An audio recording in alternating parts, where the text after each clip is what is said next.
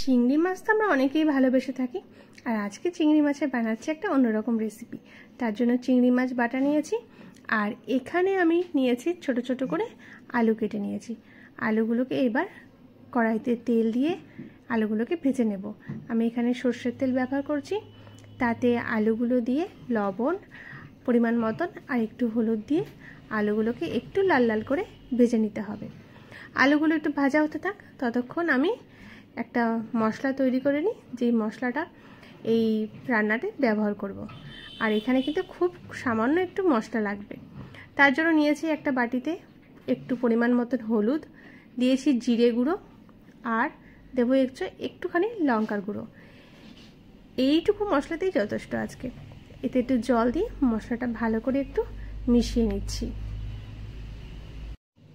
মশলাটা কিন্তু রেডি হয়ে গেছে, আর এদিকে আমার আলু ভাজাটাও লাল লাল করে একটু ভাজা কমপ্লিট হয়ে গেছে।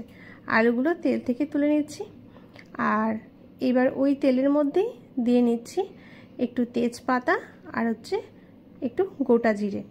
তেজপাতা আর গোটা জিরেটা একটু ভাজা ভাজা হলে ওই মশলাটা দিয়ে নেব। আর এতে আলাদা করে আর অন্য কোনো মশলা লাগবে না। মশলাটা একটুখানি কষিয়ে নিচ্ছি। মশলা কষানো হয়ে গেলে দিয়ে দেবো চিংড়ি মাছ বাটা। চিংড়ি মাছ বাটা দেওয়ার পর একটু শক্ত শক্ত হয়ে থাকে, তো ওটা একটু মিশতে টাইম লাগে তেলের মধ্যে। একটু খুন্তি দিয়ে ভালো করে নেড়ে নেড়ে চিংড়ি মাছ বাটাটাকে একটু ভালো করে মিশিয়ে নিতে হবে। এবার এই চিংড়ি মাছ বাটা আর মশলা দিয়ে ভালো করে শুধু কষার পালা।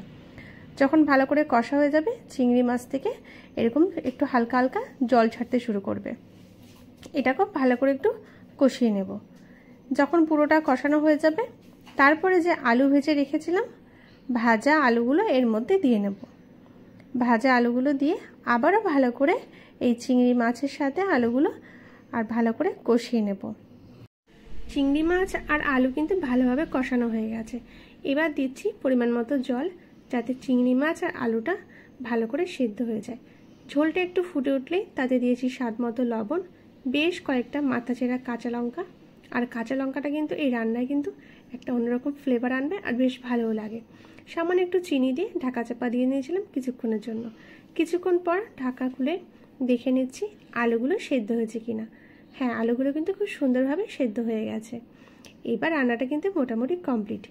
নামাবার আগে একটু গরম মশলা আর অল্প একটুখানি ঘি ছড়িয়ে দিলে এই চিংড়ি মাছের বাটা দিয়ে আলুর এই তরকারি কিন্তু রেডি হয়ে যাবে। এটা ভাতের সাথে খেতে ভীষণ ভালো লাগবে। আর রেসিপি যদি তোমাদের ভালো লেগে থাকে, তাহলে কিন্তু অবশ্যই এটা একবার ট্রাই করো, একটু নতুনত্ব ধরনের। ভালো লাগলে লাইক শেয়ার কমেন্ট করে পাশে থেকো।